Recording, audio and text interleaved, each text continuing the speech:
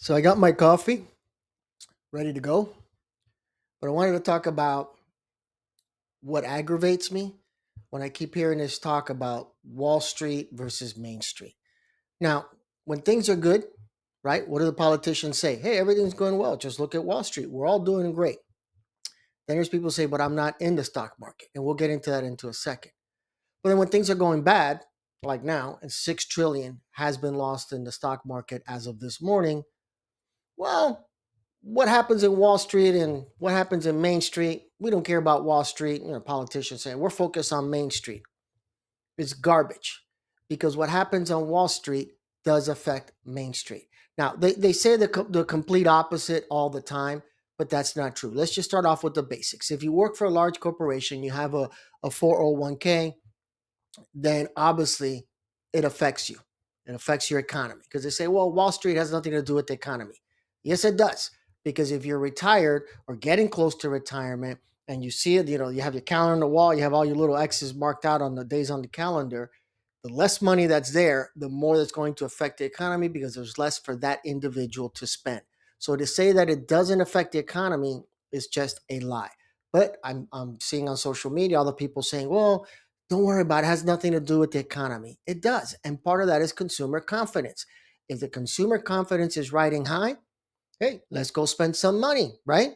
But when it's not, we hold back like we're seeing now. And of course, this is besides the issues of inflation and stagflation that could really destroy everything. But it is connected. Now, suppose that the company that has their stock value goes up, what do you think they do with that money? They use it. They pump it right back into the business. Whether it's hiring more people, affects the local economy, right? Or they expand, affects the local economy, right? Research, development, innovation, however they decide to spend their money. So to say that what happens up there isn't affecting down here is just not a reality. That's just not the way that it works. But that's what they're trying to say. And then they always say, well, it doesn't really matter. It does matter because it even matters to the individual. The reality is, if I'm close to retiring, to tell me that I have just lost $8,000 in my 401k doesn't affect the economy is just a lie. It's 100% a lie. It's just them feeding you these lies. And you see people just, this is where, law professors have this thing where we say conclusionary. You're just jumping from A to C and you totally skip B. And you see that all the time where people are saying, well, you know, uh, ABC and the economy is doing great based on what? Based on what? What is the evidence? That's being conclusionary. You're just repeating, regurgitating what they're giving you. And the fact is, it's not. Things have slowed down. We're looking now that no matter what, even if Trump turns around and changes these tariffs, we're still going to be affected financially by this. So you see the stock market going crazy. So it is tied in together. We live in a global society. Everything is connected. As much as people say it's not, it is. But now you have, let's say, even the people that are self-employed, and they say, well, I don't have money invested in the stock market, so it definitely doesn't affect me. Yes, it does. I don't care what your business is.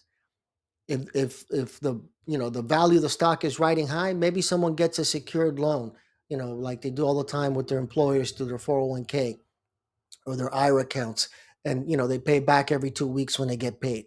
What do they do with that money? They hire the self-employed person. That's what they do. Maybe they pull money out. Maybe they sell their own stocks that they have in the company.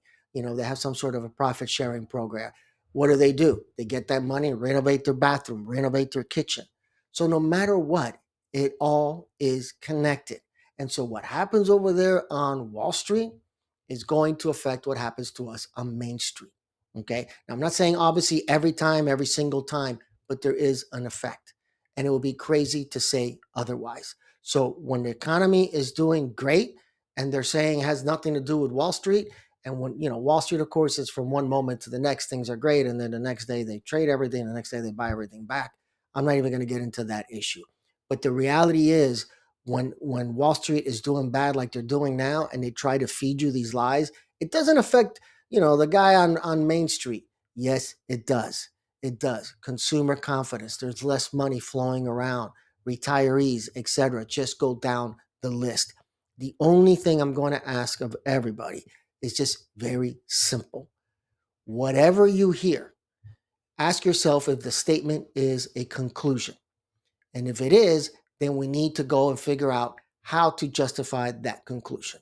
It's exactly, law students know what I'm talking about, what we call IRAC, issue, rule, application, and conclusion. So when a politician goes on TV and they just jump straight to these conclusions, then ask yourself, where are the facts? Do some research and confirm what they said was true or not true. Easy example, Trump is running around saying gas is down, I think, to $1.98 in 1997. Yes, it was. Today, no, it's not. That has been researched and disproven 1,000 times over.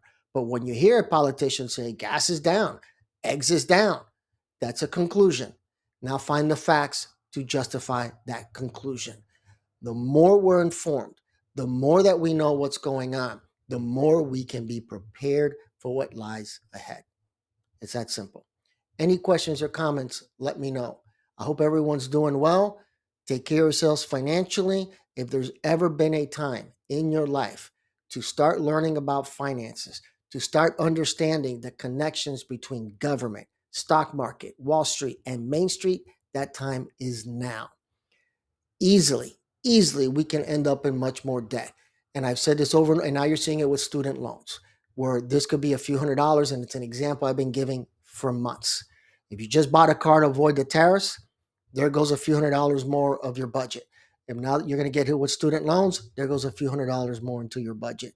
And if all of a sudden the tariffs go through, and their estimates range anywhere from $2,500 to $4,000 per year, there's a few $100s more coming out of your pocket. Just do the simple math. Let's just suppose, flat number, $3,000 a year more it's going to cost you to have these tariffs. 4 years of Trump, 3 times 4 is $12,000. Can you climb out of a $12,000 credit card hole? If you cannot, then again, now's the time to be informed and to be prepared. Take care, everybody. Enjoy your coffee. Maybe spike your coffee, and we'll take it from there. Have a good one.